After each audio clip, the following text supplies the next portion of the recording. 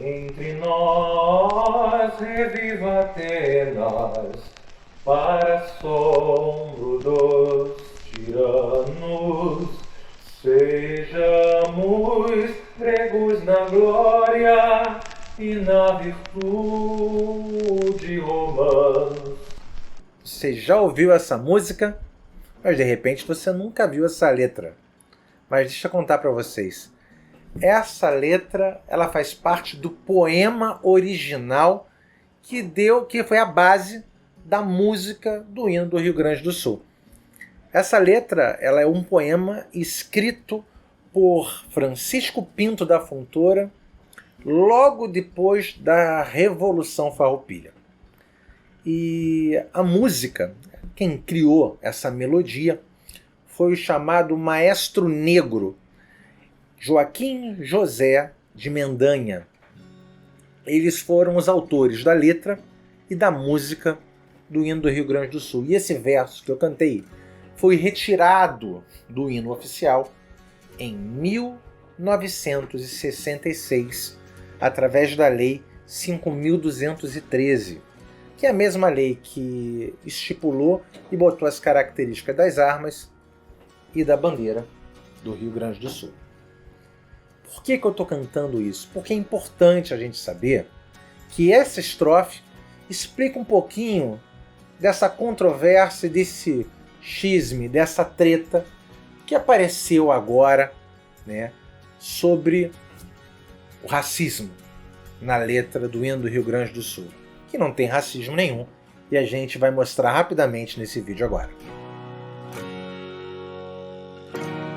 Como vocês viram, alguns vereadores aqui de Porto Alegre se recusaram a cantar o hino do Rio Grande do Sul, dizendo que uma parte dele seria racista. E a parte que fala que povo que não tem virtude acaba por ser escravo. Essa frase, aliás, todo o hino do Rio Grande do Sul é belíssimo. Dá orgulho para as pessoas de cantar. E essa parte também está certa e não tem nada de racismo nela. Aliás, alguém dizer que tem racismo nessa estrofe, que tem racismo nesse hino, ou não entende nada de português, ou não entende nada de história, ou não entende nada de escravidão. Escravidão existe no mundo há muito tempo e nunca teve nada a ver com cor. Sempre teve a ver com abuso de força, abuso de poder. A escravidão, ela fez parte da economia do mundo durante muito tempo. Uma economia que não funcionava muito bem, porque a economia baseada na escravidão nunca deu muitos frutos. Isso com o tempo foi sendo compreendido e foi mudando as relações no mundo. A escravidão negra começou ali aproximadamente no segunda metade do século XV e foi fortemente contestada pela Igreja Católica. A escravidão negra por brancos. Porque a escravidão negra por negro já existia há muito tempo na própria África. Aliás, muito antes disso, havia escravidão de brancos por negros no norte da África e na própria Europa, com os mouros escravizando europeus na Península Ibérica, por exemplo. Nós tínhamos índios escravizando índios aqui na América Latina, incas, astecas e maias, que eram povos indígenas mais avançados e tinham um poder bélico muito superior. E aqui, mais uma vez, reforçando que escravidão não tem nada a ver com cor. Escravidão tem a ver com abuso de força. Aliás, nós temos ainda escravidões de escravas brancas, que é a escravidão tomando a prostituição como objeto de trabalho. Um grande abuso, um abuso duplo, que acontece até hoje. Então a gente quer mostrar que não tem nada a ver esse negócio de racismo dentro do hino do Rio Grande do Sul. Aliás, a gente tem que também ver o contexto histórico em que foi feito esse hino. Esse hino foi escrito pelo seu autor, o Francisco Pinto da Fontoura, logo depois da Revolução Farroupilha, de 1836. E enquanto Bento Gonçalves estava combatendo lá em Porto Alegre, o general Antônio de Souza Neto estava combatendo perto do Uruguai as forças imperiais. E foi uma baita vitória.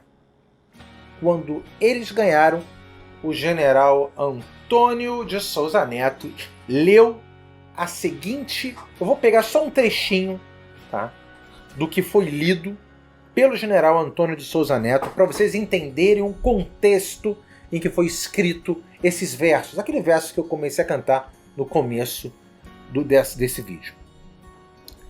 Ontem obtivestes o mais completo triunfo sobre os escravos da corte do Rio de Janeiro. Corte do Rio de Janeiro, a corte imperial. Ele fala também: e o triunfo que ontem obtivemos sobre esses miseráveis escravos do poder absoluto. Nós estamos mostrando aqui que fora a vitória feitos aqueles a quem o general Antônio de Souza Neto chamava de escravos. E aqui não é escravidão propriamente dita, mas os escravos do poder absoluto, os escravos do poder imperial, que era efetivamente contestada pela Revolução Farroupilha. Logo depois da Revolução Farroupilha, uma série de poemas foram escritos, e um século depois, no centenário de comemoração da Revolução Farroupilha, foi escolhido este poema do Francisco Pinto da Fontoura para ser o hino do Rio Grande do Sul.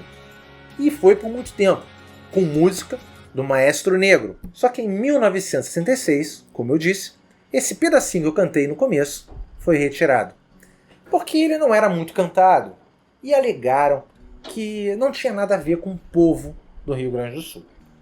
E esse verso explica muita coisa.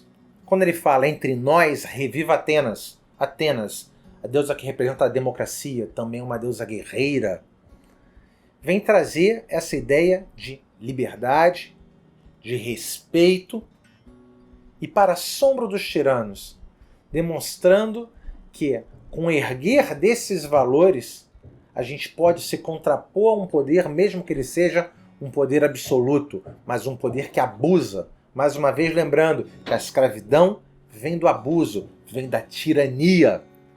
Sejamos gregos na glória. Os gregos que tiveram tantas conquistas trouxeram tanto para o Ocidente. Aliás, o Ocidente que é baseado na filosofia grega, no direito romano e na religião cristã. Os valores da sociedade ocidental têm esses três pilares. E na virtude, romanos. Quer dizer que as virtudes, povo que não tem virtude, acaba sendo escravo.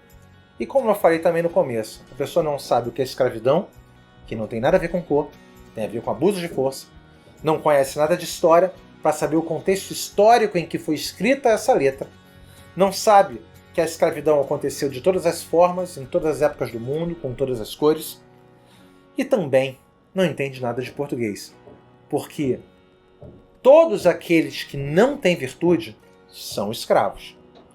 Mas nem todo escravo não tem virtude. Tem muita gente com muita virtude que acaba sendo escravizado pela força.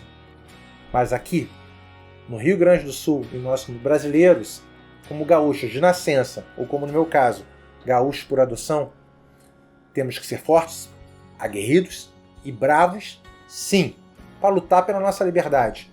Mas também temos que ter virtude, para não sermos nem escravos de nós mesmos, nem escravos de um poder absoluto. Seja ele um poder absoluto das grandes mídias, seja ele um poder absoluto dos globalistas, dos metacapitalistas ou de qualquer outro que tente se sobrepujar a nós. Liberdade acima de tudo.